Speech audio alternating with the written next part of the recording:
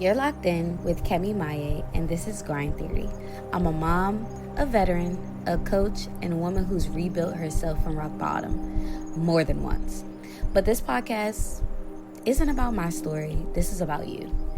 Every week, I'm showing up with 10 minutes of power. No fluff, no filter, just fuel for your grind, peace for your mind, and a voice that reminds you you're built for this. You're not behind. You're not broken. And you are becoming. So let's take a deep breath. Fix that crown and lean in. Because the world doesn't need a new version of you. It needs the real version. Welcome to Grind Theory. And let's get to work. Millionaires, I'm going to get right to it and be real with you. Fear is the number one dream killer. It's not your lack of resources, your lack of connections, or even the lack of time. It's fear. Fear will creep into your thoughts like an uninvited guest and start rearranging furniture. It'll tell you you're not ready yet. It'll whisper, you're not good enough. It'll scream, what if you fail and embarrass yourself? But here's the thing. Faith doesn't argue with fear. Faith simply moves. The fear will always give you a long list of reasons to stay where you are. And faith only gives you one reason to move. And that's God says so. The truth is, most people don't live the life they are called to live because they let fear run the show. They will keep waiting for the moment when they feel completely ready, completely confident, and completely in control. Spoiler alert, the moment never comes. Faith isn't the absence of fear. It's about the decision to walk anyway. Faith is simply, I might get wet, but I won't drown. I might stumble, but I'll learn. I might fall, but I'll get up. See, fear is temporary, but regret will live with you forever. And the deepest kind of regret is not what you do, it's what you never tried. Some of you listening to me right now are standing at the edge of your boat. The boat could be your comfort zone. The boat could be the job you've outgrown. The boat could be staying silent when you know you need to speak. And just outside the boat is the thing you've been praying for. But it's going to simply require faith for you to reach it. Let me tell you this. You will never see the impossible happen while you're hiding in a safe zone.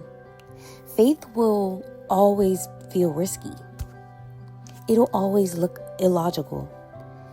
And that's exactly why it'll work.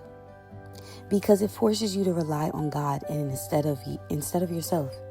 So today, I want you to ask yourself, am I going to keep letting fear make decisions?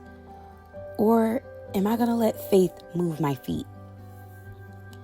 Because at the end of the day, the only thing separating you from your breakthrough could be one bold step.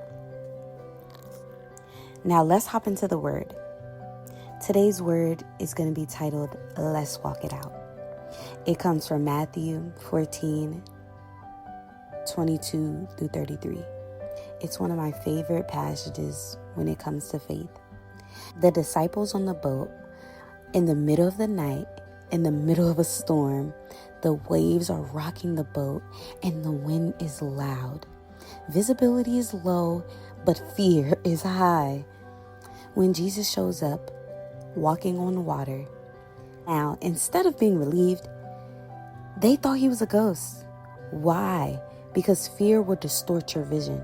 Fear will make you misinterpret what God is sending to rescue you. When Jesus speaks, take courage. It is. Don't be afraid. And here's the part I love. Peter says, Lord, if it is you, tell me to come to you on the water. And Jesus says, come.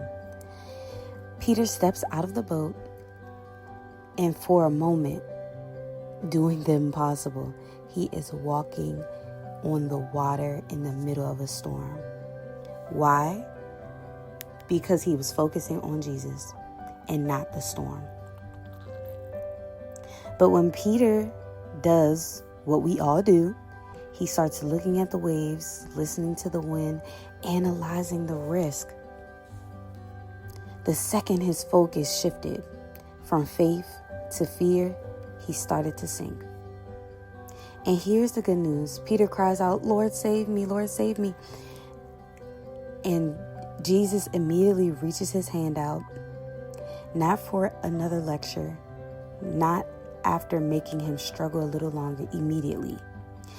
And that is how God works. He's not expecting you to be perfect in your faith. He's expecting you to trust him enough to step. Even if you start to sink, he will pull you up. And the lesson here is so simple. Fear will always cause you to sink. The verse for this is take courage. It is. Don't be afraid. From Matthew 14:27. Millionaire, I have some affirmations that I want you to repeat after me.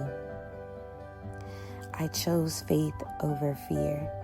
I chose faith over fear. I walk boldly even when the wind is strong. I walk boldly even when the wind is strong.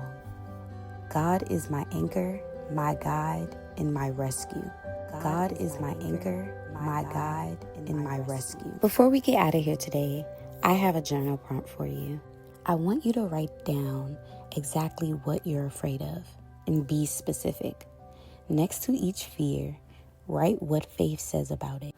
If today's message hit your heart, share this episode with someone who just needs a reset. And a reminder, progress over pressure every single time. Have a good day.